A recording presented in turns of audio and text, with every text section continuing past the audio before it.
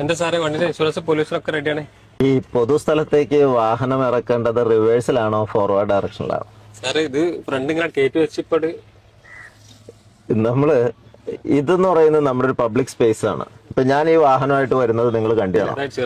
ചെറുതായിട്ടല്ല, ഇതിനകത്ത് ഒരു പൊതുസ്ഥലത്തേക്ക് നമ്മൾ വാഹനം പ്രവേശിപ്പിക്കുന്ന ഡ്രൈവിംഗ് റെഗുലേഷനിൽ ഒരു നിയമമുണ്ട്, അറിയാമോ? അതിനകത്ത് ഡ്രൈവിംഗ് റെഗുലേഷൻ 18 പറയുന്ന ഒരു സംഗതി ഉണ്ട്. ഒരു സ്വകാര്യ സ്ഥലത്തു നിന്ന് ഒരു പൊതുസ്ഥലത്തേക്ക് പ്രവേശിക്കുന്നത് റിവേഴ്സ് ഡയറക്ഷനിലായിക്കൂടാ. റോഡിൽ റിവേഴ്സ് ഓടിക്കരുതെന്നുള്ളത് മാത്രമല്ല, നിങ്ങളുടെ ഒരു പ്രോപ്പർട്ടിയിൽ നിന്ന് പൊതുസ്ഥലത്തേക്ക്, ഇത് പൊതുസ്ഥലമാണ്, അത് പ്രൈവറ്റ് നിങ്ങളുടെ സ്ഥലമാണ്, അവിടെ നിന്ന് പുറത്തേക്ക് ഇറങ്ങുന്നത് ഒരു പ്രൈവറ്റ് സ്ഥലത്ത് നിന്ന് ഒരു പൊതുസ്ഥലത്തേക്ക് ഇറങ്ങുകയാണ്.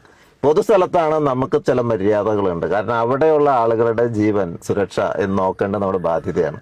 അപ്പോ നമ്മൾ എന്താ ചെയ്യേണ്ടിയിരുന്നത്? വാഹനം കയറ്റിയിടുന്ന സമയത്ത് നമുക്ക് റിവേഴ്സിൽ അങ്ങോട്ട് കയറ്റിയിടണമായിരുന്നു. അപ്പൊ റിവേഴ്സിൽ നിങ്ങളുടെ സ്ഥലത്തേക്ക് കയറ്റുന്നതിന് കുഴപ്പമില്ല.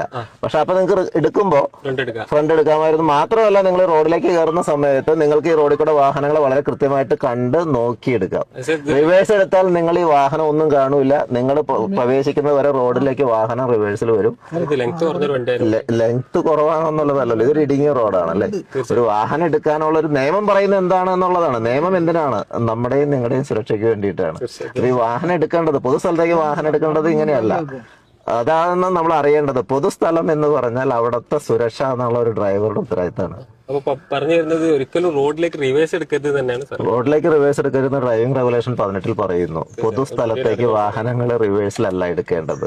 നിങ്ങൾ കയറ്റിയിടുന്ന സമയത്ത് റിവേഴ്സിൽ കയറ്റിയിടാമായിരുന്നു. അപ്പൊ എടുക്കുമ്പോൾ അതാണ് ശീലങ്ങൾ ഉണ്ടാകേണ്ടത്. ഓക്കെ, തീർച്ചയായിട്ടും ഉണ്ട്. അല്ല, നിങ്ങൾ ആ റോഡിൽ ഒരു വാഹനവും കാണാതെയാണ് വണ്ടി നിങ്ങൾ പുറത്തേക്ക് ഫുള്ളായിട്ട് വരുന്നത്. ഡ്രൈവർ വരുന്നത് വരെ വാഹനത്തിന്റെ വാല് പുറകിലേക്ക് വരുമല്ലോ. തീർച്ചയായിട്ടും അതുവരെയുള്ള വാഹനങ്ങളെ നിങ്ങൾ കാണുന്നത് തന്നെയില്ല. പലപ്പോഴും അപകടങ്ങൾ ഉണ്ടാകുന്ന അവിടെയാണ്. അത് ഫൈൻ ഇല്ലാത്ത വകുപ്പല്ല, ഡ്രൈവിംഗ് റെഗുലേഷന്റെ വയലേഷനാണ്. അതിന് പിഴയുണ്ട്. പക്ഷെ പിഴയുടെ അപ്പുറത്തേക്ക് ഇത് ശ്രദ്ധിക്കേണ്ട കാര്യമാണ്.